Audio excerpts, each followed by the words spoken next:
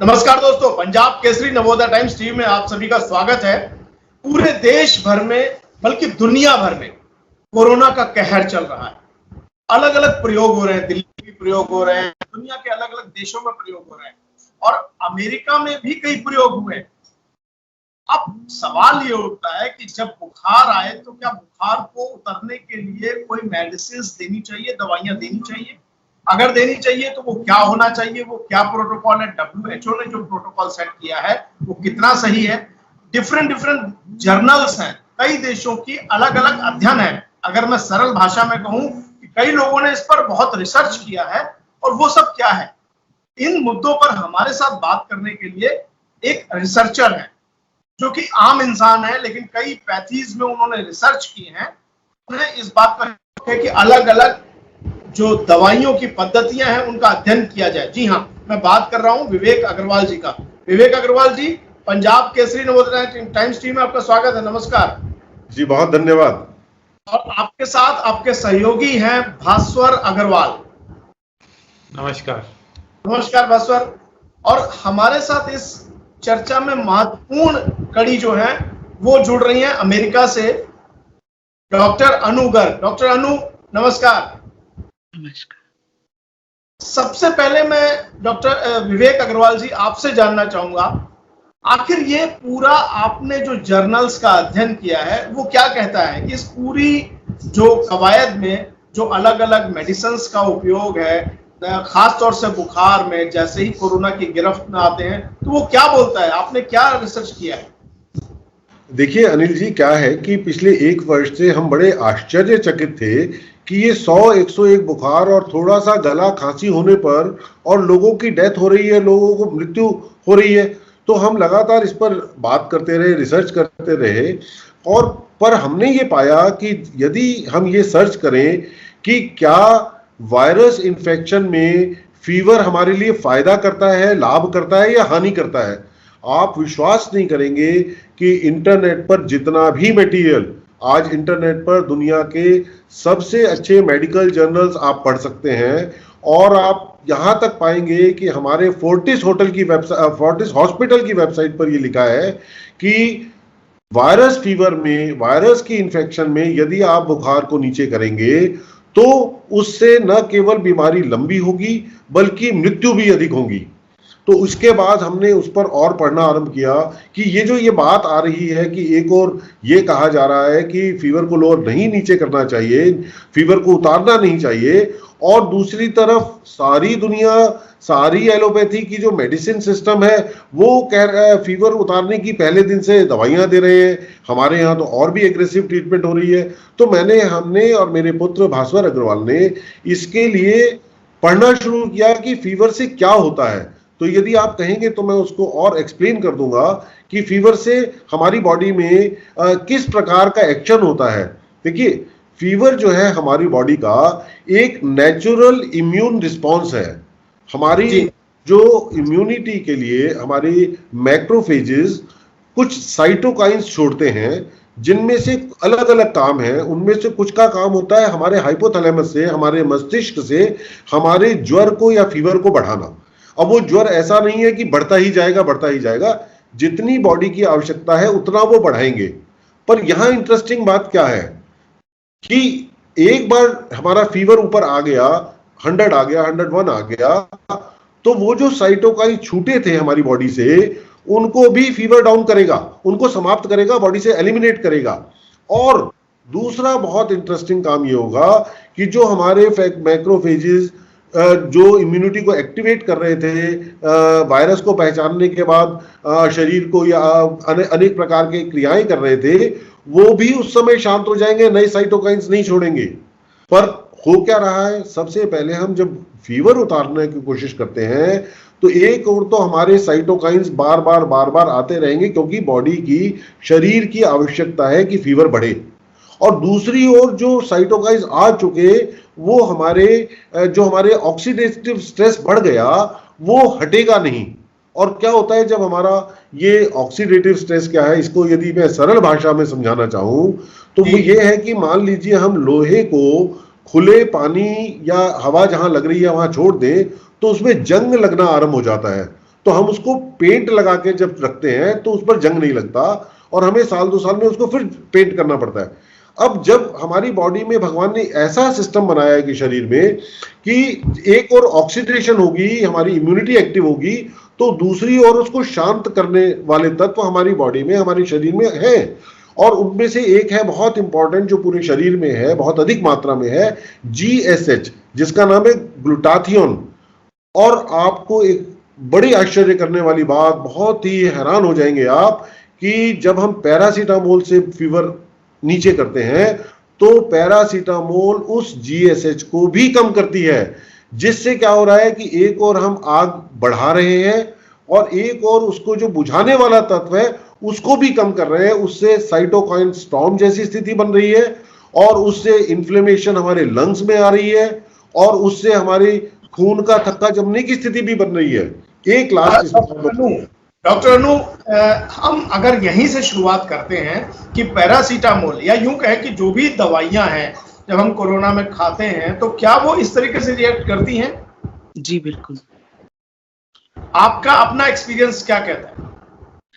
हम यहाँ पर यूनाइटेड स्टेट्स में वायरसेस को बहुत ही इस तरीके से देखते हैं कि जब भी हम वायरस अगर हम एनकाउंटर करते हैं किसी पेशेंट में, तो हम ये कहते हैं कि अच्छा आप घर जाकर ढेर सारा पानी पीजिए, थोड़ा सा नारियल पानी पीजिए और ढेर सारी बेरीज खाइए क्योंकि बेरीज इम्यूनिटी बढ़ाती हैं, विटामिन C लीजिए और आराम कीजिए। वाई? बिकॉज हम ये समझते हैं कि इम्यूनिटी को बूस्ट करना बहुत जरूरी है। अगर 100.4 फीवर है तो हम पैरासिटामोल नहीं देते। मेरे को खुद को कोविड हुआ, सेम एक्सपीरियंस। मुझे जब हाई फीवर हुआ तो मैंने जब पैरासिटामोल ली तो मुझे समझा कि क्योंकि मैं सहयोग फॉलो करती हूँ, तो जब लेफ्ट हैंड में मेरे एनर्जी कम हो गई तो मुझे समझा कि ओहो ये क्या हो रहा है। उसके बाद हमने पैरासिटामोल नहीं ली। After that I have not taken paracetamol, I just boosted my immunity.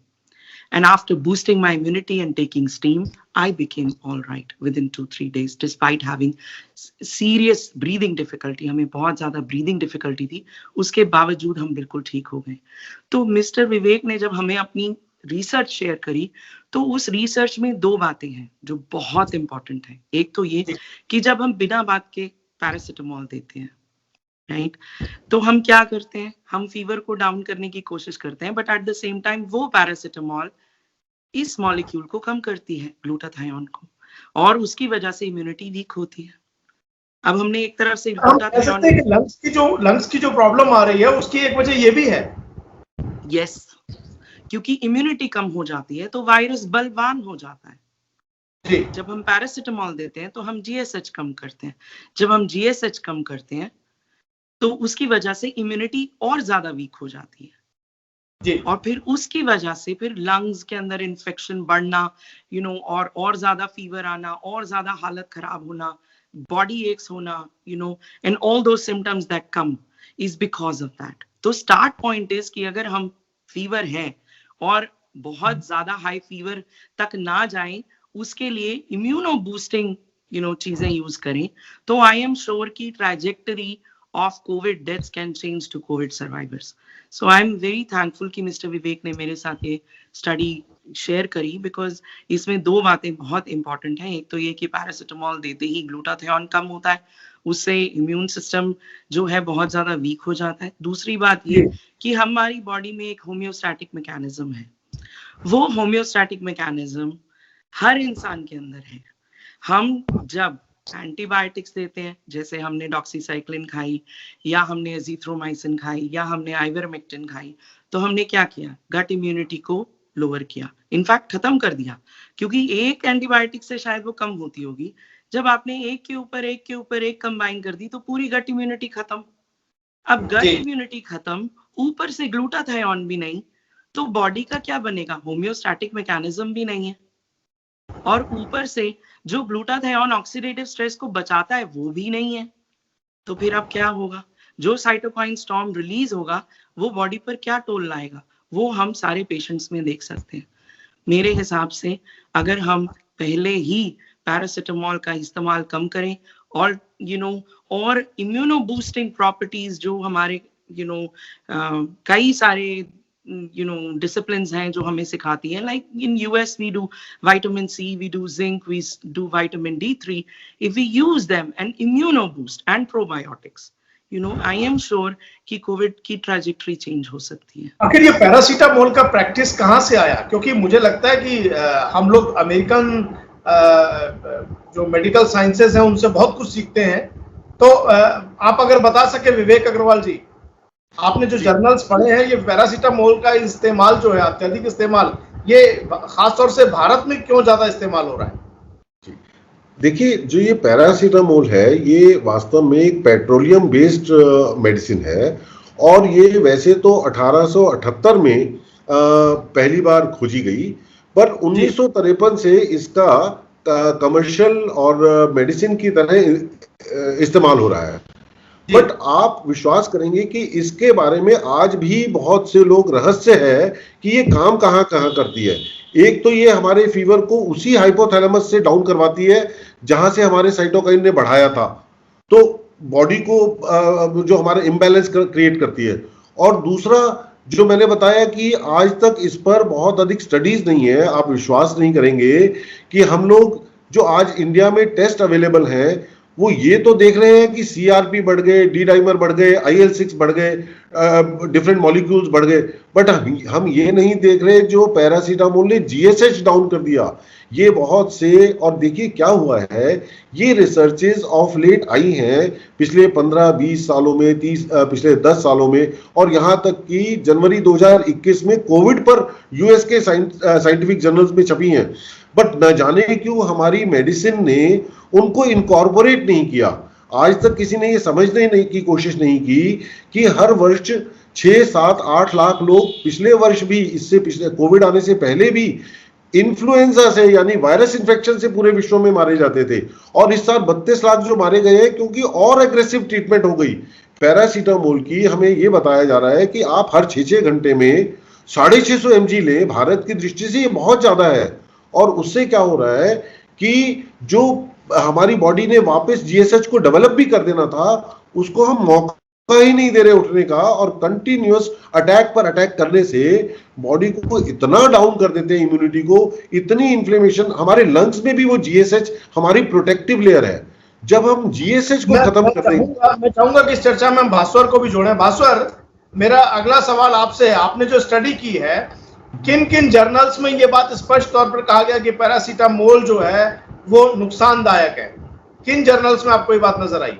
देखिए, बहुत इंटरेस्टिंग बात है कि जब हम कहते हैं कि पैरासीटामोल का बेनिफिट क्या है या फीवर लोअरिंग का बेनिफिट क्या है, तो किसी भी जर्नल में ये नहीं मिलेगा हमें कि उसका फीवर लोअरिंग का कोई बेनिफिट है. जो मोस्ट कॉमन बेनिफिट बताया जाता है वो बताया जाता है कि पेशेंट को डिस्कम्फर्ट से बचाया जाए. दूसरी ओर बहुत सारे जर्नल्स और लगभग सारी स्टडीज ये बताती हैं कि जब फीवर लोअर किया जाता है by the use of antipyretics तो बीमारी लंबी भी होती है और डेथ्स भी बढ़ती हैं. एक और इंटरेस्टिंग बात ये है कि स्पेशली वायरल इन्फेक्शंस में there has been no trial of the use of paracetamol. There has been no trial which studies the efficacy and safety of paracetamol in virus infections. मैं चाहूंगा कि आप हिंदी में बोले. दर्शकों, जो भास्वर कह रहे हैं वो ये कह रहे हैं कि पैरासीटामोल को लेकर के कोई अध्ययन नहीं किया गया है, कोई स्थापित परंपरा नहीं है. ये डॉक्टर्स की अपनी हिंदुस्तान में प्रैक्टिस है. डॉक्टर अनु, मैं ठीक कह रहा हूँ? बिल्कुल. पैरासीटामोल की एक बहुत इनोसेंट गुडविल है. सही नहीं है जी. पैरासीटामोल की एक बहुत इनोसेंट गुडविल है, और मेरे ख्याल इसी कारण कोई भी clinical trial specially virus infection में इसकी सेफ्टी और एफिकेसी के लिए नहीं किया गया है. और दूसरी ओर एनिमल्स में जो ट्रायल किए गए हैं उसमें साफ तौर पर झलकता है कि पैरासीटामोल के यूज से मॉर्बिडिटी भी बढ़ रही है और मोर्टेलिटी भी बढ़ रही है. तो एक ये बहुत ज़रूरत है इस टाइम कि इस पे इन्वेस्टिगेशन हो और एक रिसर्च करी जाए जिससे इसकी सेफ्टी और एफिकेसी का पता चले. डॉक्टर अनु, ये भास्वर ने बहुत बड़ी बात कही है कि पैरासीटामोल से जो है वो बहुत ज्यादा समस्याएं बढ़ रही हैं. लोगों की डेथ्स बढ़ रहे हैं, लंग्स के केसेस बढ़ रहे हैं, जैसा कि इनकी बात का जो अर्थ निकल करके आता है। तो आपको क्या लगता है जब बुखार 101 से ऊपर हो तो उसको कैसे काबू किया जाए? पैरासीटामोल की डोज कम की जाए और दूसरे ऑप्शंस क्या हो सकते हैं? देखिए, जो हमें समझता है, जो यूएस में हम प्रैक्टिस करते हैं कि 100.4 से अगर फीवर ऊपर है तो ही पैरासीटामोल दें। और मेरे एक्सपीरियंस में, मुझे इतने साल हो गए प्रैक्टिस करते हुए, मैंने ये देखा है कि जैसे मान लीजिए 100 बुखार है, 101 बुखार है, 1 डोज पैरासीटामोल ली, उसके साथ साथ हमने इम्यूनो बूस्ट करा। तो जैसे ही इम्यूनो बूस्ट करा, कोई विटामिन सी दी, हमने कहा खूब सारी बेरीज खाइए, गेटरेड पीजिए, घर में आराम कीजिए, तो पता चला फीवर अपने आप ही नहीं आया वापस, क्योंकि वो होम्योस्टैटिक बैलेंस जो है वो बेहतर हो गया। और हमारे यहाँ पर इतनी डोजेस नहीं दी जाती है बिल्कुल भी। अगर फीवर नहीं है तो पैरासीटामोल खानी ही नहीं है। अच्छा। और दूसरी बात, हम लोग यहाँ पर देते हैं 325 मिलीग्राम, 500 तो नहीं देते हैं बिल्कुल भी, उससे तो बहुत नुकसान होता होगा। और अगर देनी भी पड़े तो ये है कि मेरा एक्सपीरियंस ये कहता है कि मैं जब खुद बीमार हुई तो मुझे जब फीवर आता था, तो क्योंकि फर्स्ट डोज से मुझे समझा कि क्या हो रहा है, तो उसके बाद मैंने पैरासीटामोल नहीं ली, मैंने अपने यहाँ आइस पैक रखा। अगर हम भारत की बात करें, जी हम वही बता रहे हैं, आइस पैक रखें, यहाँ पर आइस पैक रखें, आर्मपिट्स पे आइस पैक रखें, थोड़ा यहाँ पीछे आइस पैक रखें, ग्रोइन पर आइस पैक रखें, या ठंडे पानी की पट्टी करें, यानी नॉर्मल वाटर की, आइस वाटर की नहीं। उससे जीएसएच जो इनकी स्टडी मुझे बताती है, जो मैं प्रैक्टिस कर रही हूँ, वो एविडेंस आई एम श्योर जब हम रिसर्च करेंगे तो वो पक्का सामने निकलेगी। अगर हमने पैरासीटामोल यूज ही नहीं करी और हमने ऑल्टरनेटिव तरीके यूज करें, तो हम उस चीज से ही बच जाते हैं कि ग्लूटाथियोन कम हो और हम ऑक्सीडेटिव स्ट्रेस में जाएं। जी। मुझे लगता है हमारी इस बातचीत का एक बहुत बड़ा पहलू ये निकल करके आया है कि जब भी बुखार 101 से ऊपर हो तो पैरासीटामोल ना लेकर के सबसे पहले ठंडे पानी की पट्टियां करें, जो भारत में बहुत प्रचलित है और पूरी दुनिया में प्रचलित है।